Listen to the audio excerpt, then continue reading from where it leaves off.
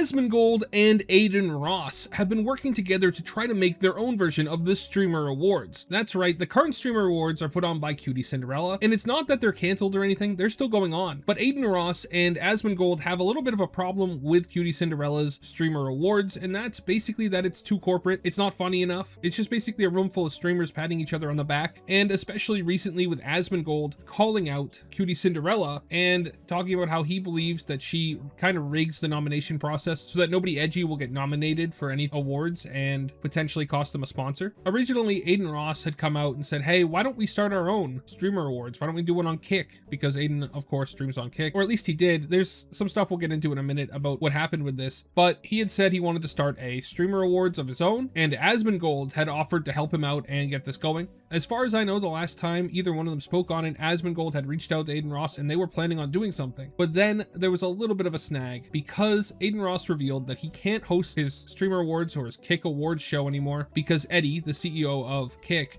does not want to cover the Kick Awards anymore. Let's listen to Adin Ross explain exactly what happened, and then let's look at the real reason. Right after you hit that like button. I do feel bad for QTCinderella though. I ain't gonna lie. You know what I feel bad for? The reason why I feel bad for QTCinderella, my hair looks so crazy. The reason why I feel so bad for QTCinderella is because she's getting pressure from her sponsors to choose pre-selected people, probably. Most likely, right? Allegedly. I don't fucking know. That's what I've been hearing. So, like, and now everyone's mad at her and she's breaking down and shit, and I feel her, bro. Like, she's not going to be able to make everyone happy. She's signing herself up. Twitch really need to be the one to be doing the show. And I ain't gonna lie, bro. We spoke with Eddie, me and Priz chat. Eddie does not want to cover the Kick Awards shit anymore, so we are not doing my version of it anymore. Eddie was going to obviously pay for it. Now we don't want to pay for it no more. So we're not doing it no more. And it's going to cost a lot of money. So I'm not going to pay out of my pocket for that. So if Eddie wants to make it right and come talk to me and come figure it out, we could do it. But he's trying to pull the plug on it, and it is what it is. He wants me to front it, and he wants me to pay it, and then the percentages and shit. He's got to pay the whole thing. You know what I mean? Just being real. Because I'm gonna end up paying all these streamers and shit. Not all the streamers to pull up, but having them come and shit. So it is what it is. So Adin Ross puts all the blame for the event that he was going to host with Asmongold not going forward onto the shoulders of Eddie, the CEO of Kick, and I don't think that's entirely fair. Personally, I think that Adin Ross seems to be a fairly greedy person, so like it was his idea, maybe he should pay for some of it, but he doesn't think so. He thinks the Kick CEO should do it. Unfortunately for him, he recently made an enemy of the Kick CEO for very stupid reasons, right? Adin Ross was originally signed with the Kick CEO's other company, Stake. Adin then switched up on Eddie, the CEO, and moved to a different website for his gambling streams, which rubbed the Kick CEO the wrong way, and it's led to the Kick CEO calling Adin Ross out for view botting and all sorts of other stuff. But it also led to Adin calling out Kick and basically saying, hey guys, I'll be streaming on Twitch for the 6ix9ine stream and the Cardi stream. Although I do believe he actually did the 6ix9ine stream on Kick in the end. No point of doing big streams on Kick. At least on Twitch, I will gain followers and mainstream growth. I promise I won't run ads, just doing Twitch for discoverability since Kick is lacking right now. So he's like, I'm abandoning Kick, I'm gonna go back to Twitch. Obviously, everybody knows he can't really go back to Twitch because he'd get banned. Half the stuff he does would probably get him banned on Twitch. Not saying that it should get him banned, I'm just saying that it would. He'd have to censor himself very heavily on Twitch. And he went into the comments and was basically just shitting on Kick constantly, which eventually led to him writing this incredibly long thing about how the Kick partner program is awful and how he's losing money on it and how he didn't make as much money last month as he did the month before or the month before that. And of course, the Kick CEO had put up basically saying payouts are only reduced when underlying views aren't truly authentic. There has never been a better time to join the Kick Partner Program. Recovered funds will always be redirected to creators with earned audiences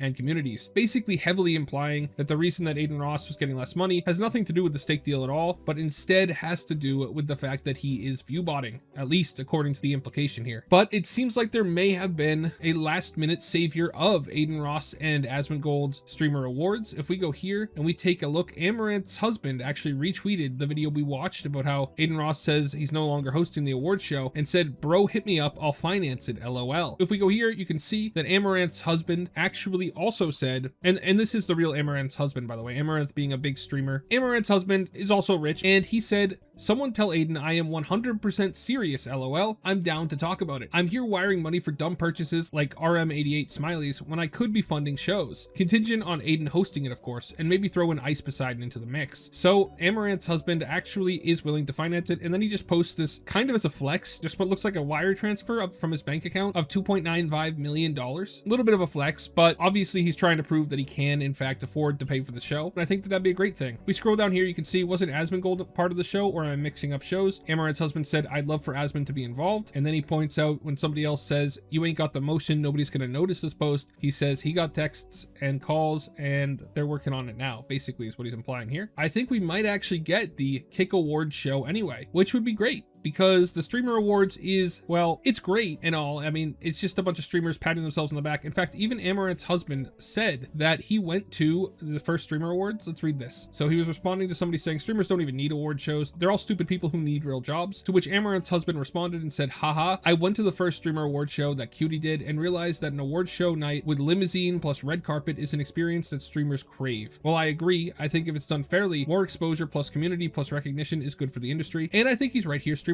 do really want that experience. They want to pretend to be movie stars. And I do think it's good for the community because it can help expose people who would never watch certain streamers to other new streamers to watch, especially with the fact that Twitch is losing market share right now and Kick's on the rise. So who knows? It could work out great. And let's not forget that the Streamer Awards put on by QTCinderella is always marred with a little bit of controversy. A lot of it comes from the fact that QTCinderella gets very stressed out and likes to cry on stream every year like clockwork. She cries about the Streamer Awards and how stressful it is. I mean, actually, we can just watch her. She was crying about how one of her interns that she used to get clips from streamers for the nomination stream where they play a little clip from everybody who's nominated accidentally got a clip of Jason the Ween with his ex-girlfriend in it, and they put it up on the stream. And for some reason, this was such a horrible thing that QTCinderella had to cry about it on stream. Just give this a watch real quick and realize how ridiculous this is. I'm so tired. My whole team of clippers who had 24 hours to grab the clips did not know. Like, oh my god, I'm not getting fucking hate threads on fucking Jason's community post. That's like his Twitter com shitting on me. Like, Jesus Christ. I'm so tired. I just want to play Dispatch so bad and I haven't had any time because I'm working on this stupid fucking award show. I'm just so tired.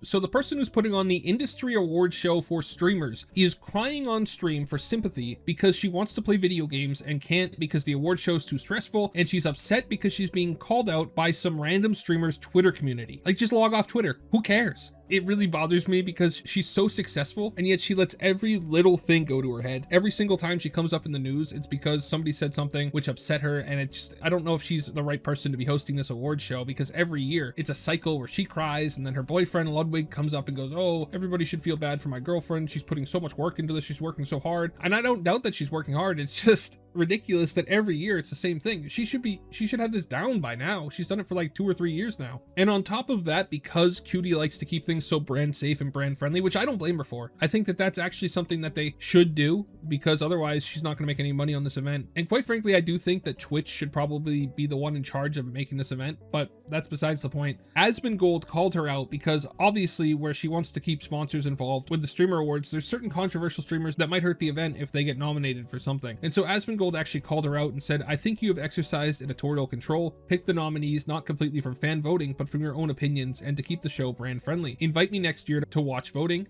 And then he offered to make a $100,000 donation to a charity of her choice if she can let him watch the voting next year and prove to him that they're not exercising any type of editorial control, because obviously Asmongold and Hassan were not nominated for anything. No controversial streamers really were nominated for literally any category at the Streamer Awards, which is weird because the controversial streamers tend to get a lot of views, so you'd think they'd be nominated for something. But anyway, it looks like there's going to be some competition in the future, so they might have to tighten things up, do things a little bit better, because the Streamer Awards is going to have somebody else coming to take away their title if Adin Ross and Asmongold can actually get this thing off the ground with the help of Amouranth's husband. So let me know what you guys think in the comments. Do you think that they'll actually manage to get this going? Do you think that Amouranth's husband will actually finance it? Let me know. Thank you so much for watching all the way till the end. Remember to like and subscribe. Have a great day and God bless you.